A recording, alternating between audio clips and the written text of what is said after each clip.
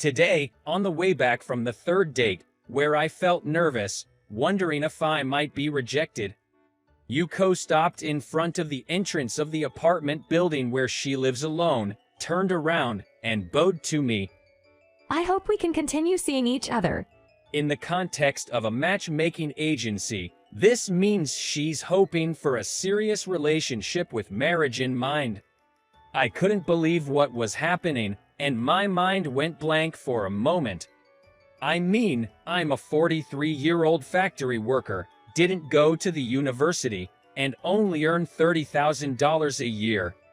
In contrast, Susan is a university graduate working for a top-tier company, earning $70,000 a year at 38.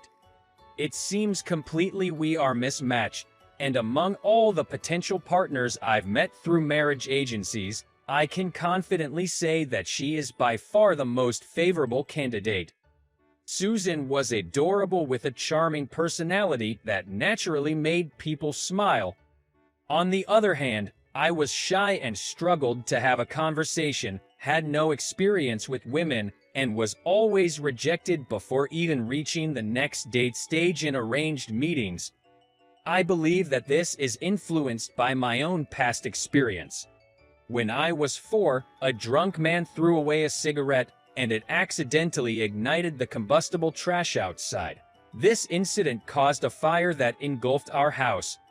Please, save Bob. Amidst the raging blaze, my mother handed me over to a firefighter from the debris.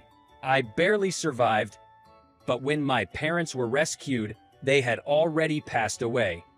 After that, during discussions at the funeral, it was decided that I would be taken in by distant relatives in Tokyo, but shortly after I started living with them, I was put in a facility.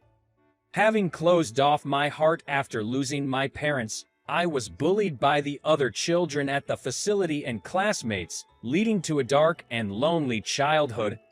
After graduating from high school and leaving the facility, I started working in a factory, but I find it difficult to communicate well with not only friends but also with my colleagues. When I thought about facing a lonely old age, I was overwhelmed by loneliness and fear. That was when I visited a marriage agency, hoping to find someone who would accept me despite my shortcomings. I'm sorry, but I don't understand why you would be interested in me. I accidentally let my true feelings slip. Then, Susan gave me an elegant smile. You're wrong to say that you have no redeeming features. I was drawn to your sincere and kind personality. After saying that, her face clouded over.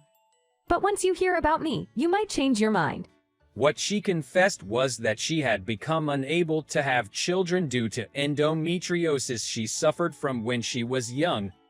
That's why she had not been able to get married until now, despite her good conditions. If you wish to be with a young woman who can bear children, I am prepared to accept that. As she said that, I could see a tinge of sadness on her face, even though she tried to hide it. I clenched my fists and looked into Susan's eyes. The woman I want to marry is not someone who can bear children, but you, Susan. My feelings will not change. At that moment, a tear trickled down from Susan's eyes. Thank you. I'm so happy. From that day on, we began a serious relationship with marriage in mind. Because of Yuko's frequent business trips both domestically and internationally, we had to schedule our dates according to her availability, giving priority to her busy schedule. I'm sorry we don't get to see each other very often. Susan had a guilty expression, but her thoughtfulness in contacting me frequently no matter how busy she was made me very happy. Even when we couldn't see each other, I felt that she was thinking about me, and her warmth was transmitted through her emails. After going on several dates and visiting each other's homes, I found out she was terrible at housework. Apparently, it was because she had lived with her parents for a long time, and they had a housekeeper at home, so she never had the opportunity to learn household tasks from her mother. After starting living by herself, she tried to do the chores herself but wasn't good at it. and being swamped with work left her with no time. As a result, she currently has a housekeeper come in twice a week to clean and do the laundry, and she usually eats out or relies on meals from supermarkets, said embarrassedly. To be honest, one of the major reasons why I've not been able to get married up until now is that I can't do housework. After meeting you, Bob, I thought I should practice and get better at it, but it seems I haven't improved at all. I was both surprised and relieved to discover this aspect of her, considering she appears to be perfect with her excellent work performance, intelligence, and kindness. It made her feel more endearing and charming to me. I've lived alone for a long time, so I'm used to housework and even enjoy it. I think the one who's good at it should do it. I smiled and placed the freshly baked macaroni gratin on the table. Just watching her happily eating the gratin, blowing on it to cool it down, and saying, "This is so delicious," made me feel truly content. A year later, I proposed to Susan. I thought of various places to propose, like a restaurant with a beautiful night view or a beautiful beach at sunset, but I decided it would be best to do it in my own style, in my own room. After treating her to a special dinner, I placed an engagement ring on the dessert plate. "Susan, will you marry me?" With those simple words, devoid of any pretension, Susan smiled and replied, "Yes, with pleasure," and I put the ring on her left ring finger. It may not have been so romantic, but for me, it felt like an incredibly euphoric, almost dreamlike happiness. A month after the proposal, I was scheduled to visit Susan's parents' home, but I was so nervous. Her father works for a top-tier company and is an elite with experience working in the United States and Singapore. I thought there was no way that such parents would accept someone like me. This is the apartment where my parents live. Looking up at the sky as Susan said that, I was in awe. It was a high-rise apartment building in a prime location of New York. I had been wondering what kind of mansion they lived in, but I never expected it to be an apartment. We used to live in a house, but when I started living alone and because it was just the two of them, they moved to an apartment. The fact that they didn't hold the conventional belief that a home is for life suggested they have a lot of experience overseas. Being in the elevator, it felt like a long journey until we reached the 38th floor, where her parents lived. Sweat trickled down my forehead, and my knees trembled slightly from nervousness. Don't be so stiff. My parents are laid-back people, so it'll be all right. I tried to return Susan's words with a smile, but my cheeks spasmed, and I couldn't smile properly. When the doorbell rang, a sophisticated woman, Susan's mother, responded after a while and opened the front door for us. "Welcome, please come in." Despite being greeted with a friendly smile, my heart was pounding loudly and I could barely manage to bow. Thanks to Susan's gentle prompt with her eyes, I managed to hand over the high-end confectionery shop's cake I brought as a gift. I was led by her mother through a long corridor to the living room. The living room was spacious, with large windows, giving it a feeling of openness that made me forget they were in an apartment. On a large sofa, there was an elegant gentleman with silver gray hair, casually sipping his coffee. As I was thinking, indeed, people from the upper class are different. Susan's father narrowed his eyes upon noticing me. "Hey there, we've been waiting for you. Please, take a seat." Guided by Susan, I sat down next to her and faced her parents. I was trembling all over with tension. Without a doubt, I had never ever been so nervous in my over 40 years of life. Nice to meet you. I'm Bob Custard. I've been seeing Susan." As I bowed deeply, I felt a change in the atmosphere above my head. When I lifted my face, her parents looked surprised. Custard. My last name is quite rare, and they exchanged glances, seemingly curious. What are your parents' names? I was wondering why she would ask such a thing, but I said, "My father's name is Liam, and my mother's is Emma. Come to think of it, I have one old photo left. When I pulled out my wallet, I took out an old photo from it and showed it to Susan's parents. It was a picture of me as a baby, held by my mother, with my father smiling next to us. At that moment, Susan's held their breath. No way.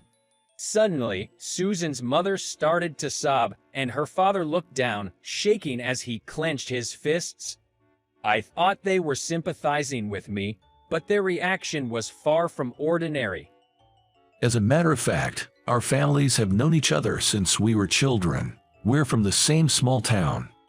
Her father said, "Really, is that true?" Taken aback by the surprising coincidence, her parents began to tell stories from the past. Apparently, they were born and raised in a rural area and went to the same high school together. After graduating from high school, my parents stayed in our small town. They got married, my father took over the family farm, and my mom helped him. Meanwhile, Susan's parents moved to New York. Her father went to college, and her mom got a job. After her father graduated, they got married. Even though they were apart, they kept in touch with each other and visited during Thanksgiving and Christmas. But when Susan's father got transferred to work in Canada, they could only communicate by letters and couldn't meet for a long time. Then, they lost contact. When they returned home temporarily with baby Susan, they found out that my parents had passed away a year before. They were heartbroken to hear that only their son had survived a fire, but they were relieved to know that I had relatives who could take care of me. They had to return to Canada soon, so they couldn't meet me. If we had been living in America, we would have taken Bob in. Susan's mother said apologetically. Bob's parents were the ones who brought us together. What? In their student days, Susan's father was mean to Susan's mother, whom he liked, and she didn't like him. My father convinced Susan's father by saying, "If you like her, don't be mean to her." And my mother cleared up Susan's mother's misunderstanding by saying, "William just likes Olivia so much, that's why he can't stop it." Thanks to this, their feelings for each other grew closer. The year I was born, Susan's parents got married, and my parents, with baby me in tow, attended their wedding. Susan's mother held me and joked to my parents, "If we have a daughter, maybe we should betroth them." I can't believe such a thing could happen. Susan's mother spoke nostalgically. Listening to the story, I was moved by the miraculous encounter, but I also felt daunted about marrying her, so I expressed my honest feelings. Actually, I was raised in an orphanage. I'm just a high school graduate working in a factory. My salary isn't even half of what Susan makes. I don't think I'm the right man for her. When I negated myself like that, Susan looked sad and called out, "Bob." I squeezed her hand and then faced her parents again. But I promise, I love Susan more than anyone else, and I always will. Hearing my vow, her parents smiled at each other. We want you to make Susan happy. Please take good care of her. Susan's father gripped my hand firmly, and I gripped back just as firmly. Susan and her mother were looking at us with smiles. Daddy, hurry up. Come on, Mom. You too. Being tugged on by the children, I exchanged smiles with Susan. After we got married, we decided to adopt 2 children from the orphanage where I grew up. We thought a life just for the 2 of us would also be great, but we both liked children, and having known the loneliness of being parentless, I wanted to give these children a warm home. That's why we decided to adopt them. But once we did, we felt that the children were giving us so many smiles and so much happiness. Hey Daddy, you'll cook us a fancy dinner because Mom is home today, right? I want a burger and curry. Being pestered by the children, I answered enthusiastically, "All right, let's make burger curry today." Yay! The kids were overjoyed. I truly cherish the happiness of having people I love and people who love me. Susan is still busy with work, flying around the country and overseas every day. Now she has a position with 500 employees under her. Meanwhile, the factory where I work has reduced working hours due to the recession, and my salary has decreased significantly.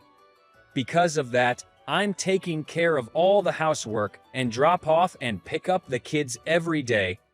The kids tease me, saying dad's like mom and mom's like dad. I'm sorry I'm putting a burden on Susan because I don't make much money.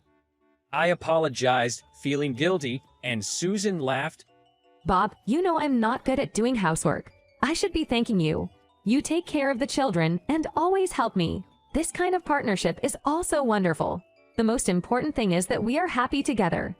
Seeing Susan's radiant smile, I pledged to myself that I'll protect that smile forever.